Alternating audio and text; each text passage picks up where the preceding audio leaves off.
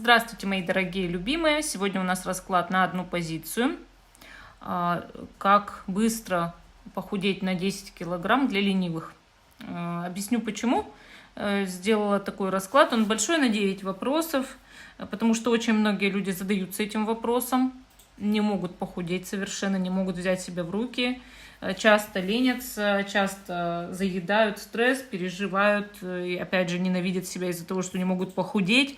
И причем совершенно разные весовые категории, поэтому я взяла вот такую отправную точку 10 килограмм, потому что большинство людей начинают именно с 10 килограмм. Если вам нужно похудеть на 40 килограмм, что ж, вы начнете все равно с 10, все равно до них сначала дойдете, а потом будете худеть дальше или остановитесь, да? И точно так же худые люди, которые считают себя толстыми, там, допустим, женщина весит 65 килограмм, она считает, что она огромная. Есть такие люди, их полно. И они хотят весить, допустим, 45, да? Но сначала вам нужно весить 55, правильно? Чтобы дойти до 45, то есть это ваша промежуточная стадия. Вот. И даже вы 90, если весите, десятку скидываете, гораздо себя лучше чувствовать начинаете, да?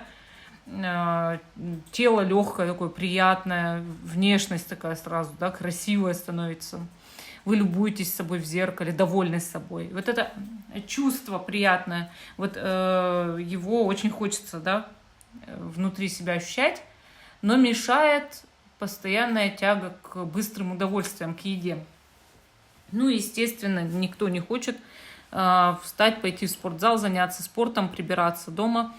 Вот смотрите, я вам сейчас объясню, да, такие основные моменты, что худые люди, они постоянно что-то делают. Вот это на самом деле так. Я сама отношусь к другой категории, то есть генетически я не худой человек совершенно. И вся моя семья генетически среднего телосложения, да. То есть у нас никто сутками ничего не делает, нет такого, подвижности такой нет. Я усидчивый человек, можно сказать, как офисный работник или человек, который любит работать за компьютером или вот снимать видео, да, или там с картами возиться. Это работа на попе, я ее называю. И понимаю, что такая работа не приводит ни к чему хорошему, особенно к похудению. Я изучала привычки худых людей, и они постоянно шевелятся, они даже не могут усидеть на месте, это правда. От природы, если человек худой, вот говорят, кушает не в коня, а овес. На самом деле все там в коня и все овес. Просто человек все эти калории за день сжигает. И человек может не ходить в спортзал, совершенно не ходить в спортзал, а просто прибираться дома 3 раза в день, все убирать, все там чистить, да, мыть. То есть это не то, что у него окр будет, да, обсессивно-компульсивное расстройство не обязательно. Это не педантичность, это не тяга к чистоте. Это можно делать вместо физкультуры. Вот, допустим, вы выбираете 2 часа, 3 часа в день вместо спортзала на уборку. Там уборка, готовка, глажка, стирка, заправляние кровати. И поверьте, вы будете худым человеком, даже если вы будете кушать. Просто 3 часа в день прибирайтесь. Но кушать тоже объемы разные бывают. То есть, если вы 3 торта в день при этом будете съедать, конечно, опять же, вы их не отработаете на уборке за 3 часа. Убрались дома, совсем нечего дома убирать, уже не за кем убирать. Попробуйте выйти на улицу, подмести двор, да, если вы вдруг там на 1-м этаже живете или в доме живете. Огород это вообще, сами понимаете. И каждый из вас скажет, что прям чуть ли не целыми днями это все делает. Но это неправда. Если вы реально посчитаете, сколько в день вы убираетесь, вы поймете, что 3 часов подряд не выходит, к сожалению. Это я про тех, кто страдает лишним весом, да. Если вы чувствуете себя худым человеком, ясное дело, вы все время шевелитесь. Либо совсем не едите, то есть тут выборы есть, да, не есть или шевелиться. Или и то, и другое, если совсем все запущено. То есть не есть и шевелиться, да. Жирок потихоньку растает. Давайте теперь сделаем наш расклад однопозиционный, потому что он большой. И, в принципе, проблемы тут у людей практически у всех одинаковые. И ответы на вопросы примерно тоже. Какая основная программа в подсознании мешает вам похудеть? Если вам попался этот расклад, он уже ваш. Если не попался, значит и программа не ваша. Вот и все, как бы все просто, да? Давайте посмотрим. Основная программа в подсознании, которая мешает вам похудеть. Так, ну я здесь вижу девятку жезлов. Девятка жезлов – это карта, показывающая человека, который, во-первых, защищает себя. Защищает себя и защищает что-то еще. Вот такое ощущение, что вы за свой жирок цепляетесь, за свой лишний вес цепляетесь. Именно подсознательно вы хотите его защитить или хотите с помощью этого лишнего веса защититься. Я много изучала проблемы лишнего веса, да, и я увидела в психосоматике такие установки, что если человек пухленький, полненький, то это у него подушка безопасности. Он наращивает шубу. Буквально такое чувство, что вы длительное время в жизни подвергались стрессу и нападкам со стороны каких-то людей или человека. Соответственно, вы начали наращивать шубу, чтобы вас было не пробить. Защита. То есть основная программа, за которую цепляется подсознание, да, при наборе веса и сохранении его, это защита, это желание себя защитить, это желание защитить что-то свое, чтобы не отобрали, чтобы не убрали, чтобы эта шуба меня, значит, постоянно защищала, чтобы я был бронепоездом, меня ничем не пробить мою психику. То есть мы в этой шубе все что делаем? Прячемся, да? Прячемся от действительности, от окружающей. И особенно от негативных людей. Особенно. Это правда. Чем больше люди на нас давят, тем больше мы обрастаем этой шубой, потому что большинство полных людей не конфликтные люди. Они не могут выдерживать стрессы, они не могут выдерживать длительные конфликты, продолжительные конфликты, не могут сутками орать, потому что это делают худые, это их привилегия, это их прерогатива, да. И, соответственно, когда их терроризируют, они все больше запихивают в рот. Поэтому вот ваша первая, самая основная программа, да. Где-то вы подвергались длительное время стрессу. Это могло быть в детстве. Причем шуба наросла не сразу, да, а только вот когда вы почувствовали совсем такой гнет. Может быть, это было в браке. Даже если этот брак продолжается, вот вам причина, да, но мы все равно продолжаем наш расклад. То есть на этом мы не останавливаемся. Это не так-то просто от этой причины избавиться, между прочим. Если вам кажется, что ваша шуба – это ваша защита, да, на самом деле, конечно, чем она вас защитит? В вас же никто не стреляет, чтобы пуля застряла в 50 сантиметрах жира, понимаете? Так, почему потребление пищи приоритетнее, чем похудение для вас? То есть вы ставите приоритеты. Вот все, что мы каждый день делаем, мы расставляем приоритеты. Вот, допустим, я сегодня хочу прибраться, у меня дикий бардак, почистить там, не знаю, унитаз, посудомойку, раковину, перемыть все там, да. Плюс хочу записать видео, хочу сходить в магазин, хочу полежать. Сегодня у меня в планах раз суббота, почему бы мне не полежать, прогуляться хочу. И начинаю расставлять приоритеты. А что для меня из этого приятнее и важнее? И что я поставлю на первое место? Вот я сижу, вам видео пишу. Понимаете? И вот так же с похудением. У нас есть дела. Я могу воздерживаться от пищи. Это мое дело, оно в пункте стоит. А могу кушать. Это в пунктах перечисленных тоже может стоять, да? И вот вы ставите в приоритет потребление пищи, а не воздержание от него, понимаете? Соответственно, а почему вы расставляете приоритеты именно так? Почему потребление пищи у вас на первом месте стоит, а похудеть и воздержаться от нее на последнем, уже после всех дел? Почему? Почему вы такие приоритеты расставили? Шестерка кубков. Смотрите, карта показывает, во-первых, такое вот приятное романтическое удовольствие, да, состояние такое удовольствия. Конечно, кушать – это удовольствие. Вы ставите в приоритет удовольствие выше, чем боль. Любой человек так ставит приоритеты. Ему удовольствие важнее, чем боль. ему приятнее испытывать удовольствие, чем боль, правильно? То есть все логично здесь. Вы поставили удовольствие вперед боли. Больно же не есть, неприятно, совершенно отвратительно, жутко. Кто-то с желудком начинает маяться, загибаться, фу, как мне плохо, тошнит, голова кружится. Я не ел уже там длительное время, 6 часов подряд. Тут рекомендуют, да, не меньше 6 часов делать перерыв в приемах пищи, чтобы вообще хоть куда-то вес уходил. И не есть после как минимум 6 вечера, да.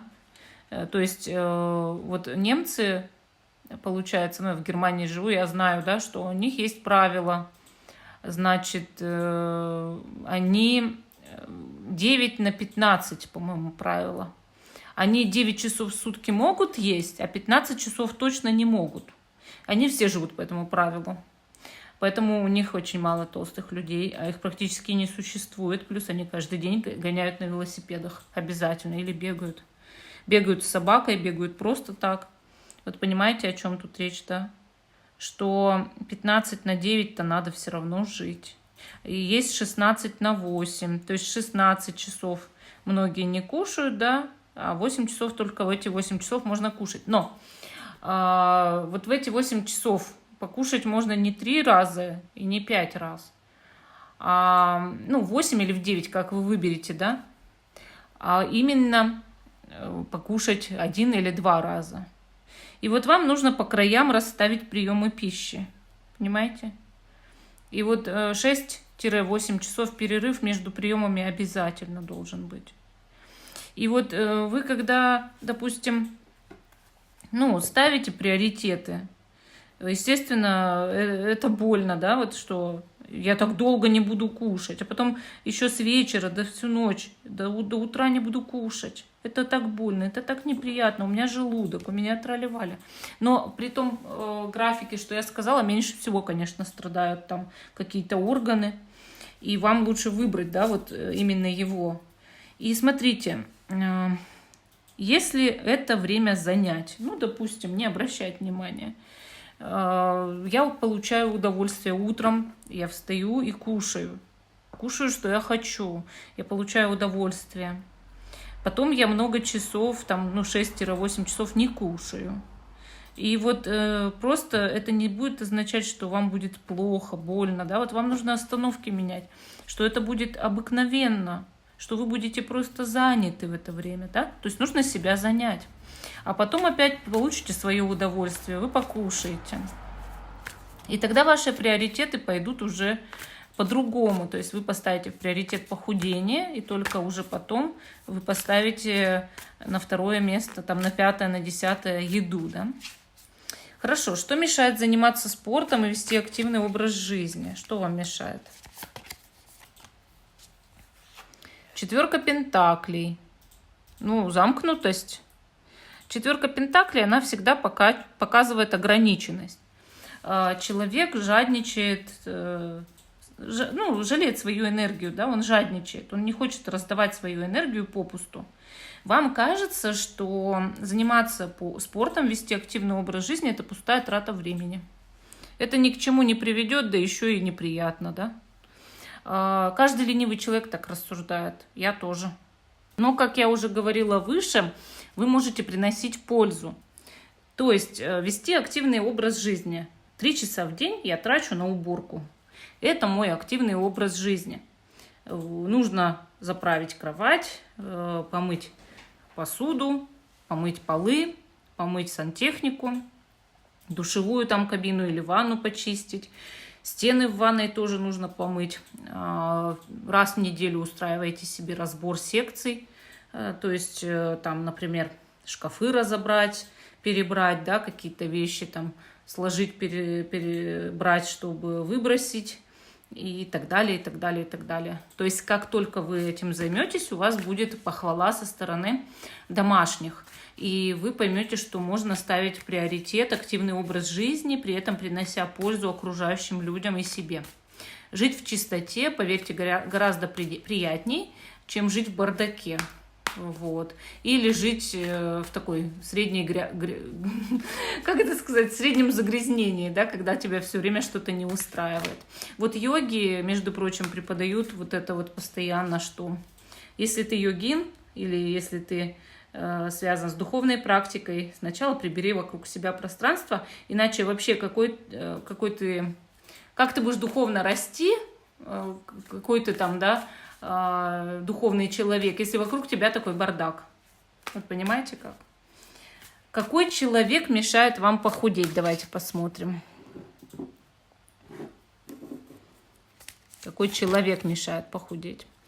Паж жезлов. Ну, паж жезлов это может быть кто-то молодой. Ну, там, например, дети.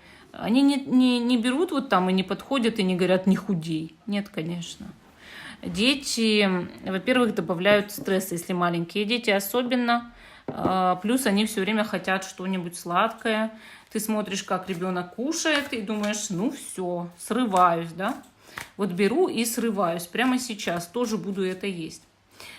И также паж жезлов это может быть просто человек, который, ну, например, ведет более активный образ жизни, более считает себя молодым, чем вы в душе, там, да, более подвижным.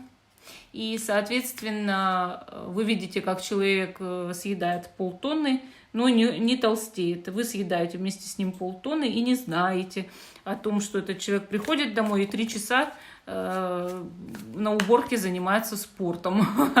Понимаете, о чем я? То есть вы как будто бы не соотносите образ жизни того человека, который мешает вам похудеть, с его питанием. А нужно соотносить, потому что человек, у него обмен веществ другой, он все калории тратит. И да, паж жезлов это либо ребенок, либо кто-то молодой, либо подросток, да, либо вот такой человек, который как-то вдруг вам пример показывает своего активного большого поедания, да. Причем, ну, у него-то, может быть, это не так отражается, как у вас. Как правильно расставить приоритеты? Какой совет карты дадут именно, да? А вот они, весы, смотрите. Тут у нас карта правосудия. Кладите мысленно на весы все, что у вас есть. Вот смотрите, вы хотите вкусно покушать. Кладите это на одну чашу весов. А на вторую чашу весов вам нужно положить, наоборот, желание похудеть. И что из этого перевешивает? Будете ли вы счастливы потом, когда поправитесь еще больше? Или будете ли вы счастливы, если вы похудеете? А ведь вы будете счастливы, если похудеете, это правда. Если вы начнете воздерживаться, вы скажете «я молодец». А когда человек чувствует, что он в жизни молодец, что вот он вот весь сверкает, что он прям победитель по жизни, что это красивый теперь человек, что многие люди обращают на меня внимание, особенно лица противоположного пола. Соответственно, он доволен собой, у него меньше стресса, у него нет депрессии, он спит по ночам, у него нет панических атак. Между прочим, вы знаете, что самой главной причиной панических атак является излишнее потребление сахара. К сожалению, тревожность и панические атаки вызывают излишне потребленный сахар, который находит выход именно таким способом. Мозг сидит плотно на этом удовольствии, на гормоне удовольствия. И некуда девать вот, накопленную энергию от сахара. И все, и начинается паника, потому что нужно найти выход этим калориям. Их просто нужно куда-то сжечь, они уже и в жир не могут, уже переполнено все жиром. Больше пока не может организм так быстро жира нарастить.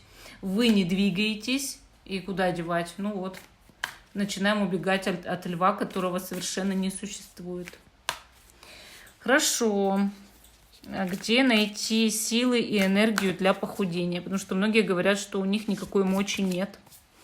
Туз жезлов. Вам нужно найти большие плюсы этого похудения. Вот туз жезлов, он всегда говорит, новые идеи, новые впечатления дают энергию, да, потом именно мечты, желания. То есть, что вы с этим похудением будете делать?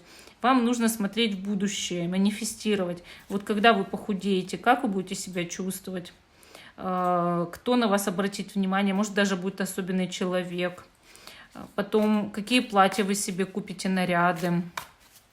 Ну, какую одежду, да? Сможете ли вы позволить себе одевать узкие джинсы?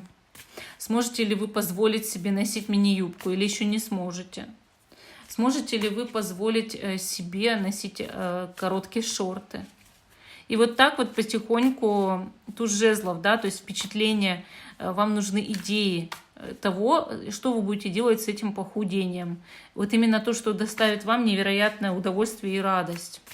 Соответственно, это будет давать вам энергию и силы, потому что положительные эмоции, впечатления и желания, удовольствия в будущем дают нам силы, сразу же идет поток энергии.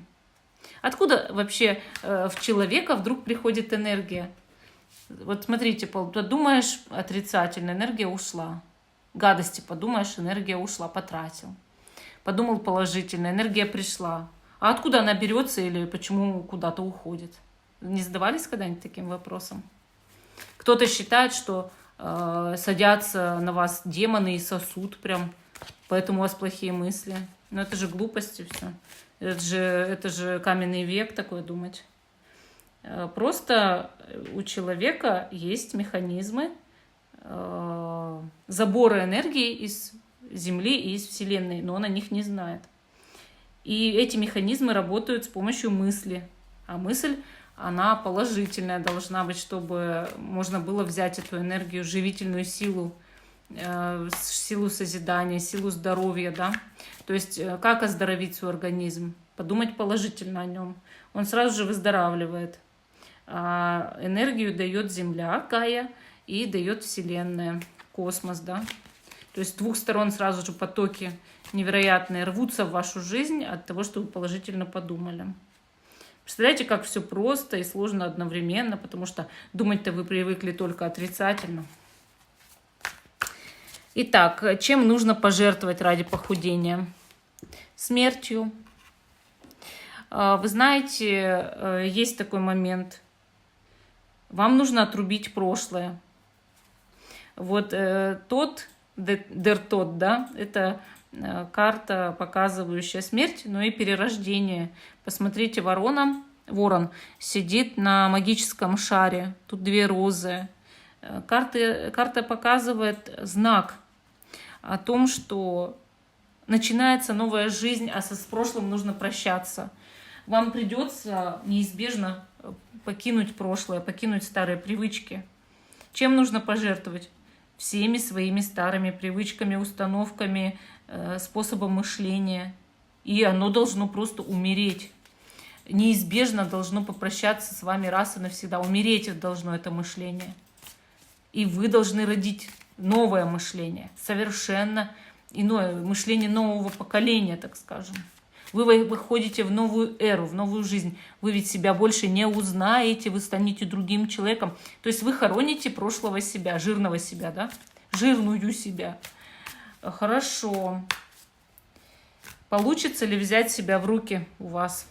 Давайте посмотрим, верят ли в вас высшие силы. Королева кубков. А вы знаете, королева кубков из колоды, она самая красивая. И здесь, смотрите, какая карта приятная. Вам достанется корона, самая настоящая корона. И да, вы можете взять себя в руки, получится. Вы верьте в себя, у вас все получится. Я ведь не зря перед вами тасовала колоду и вытаскивала. Все получится. Просто вам нужно, чтобы прошлое умерло.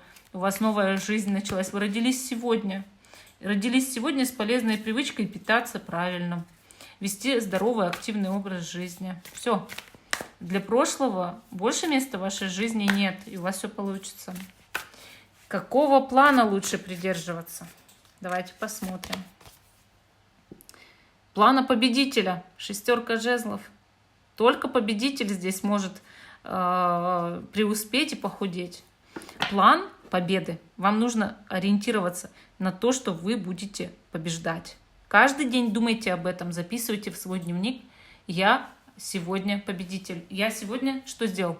Победил себя или победила себя. Я сегодня готова побеждать себя. Я каждый день готова побеждать себя. Побеждать свои внутренние страсти и лишние негативные желания, негативные привычки. Потому что я иду за счастьем. Я иду за красивой фигурой, красивым лицом и молодостью, здоровьем, процветанием. Ну, вот такая у нас сегодня получилась беседа. Я даже не могу назвать большим раскладом, а именно беседой, да, большой беседой. Всем спасибо, всем пока, до новых встреч.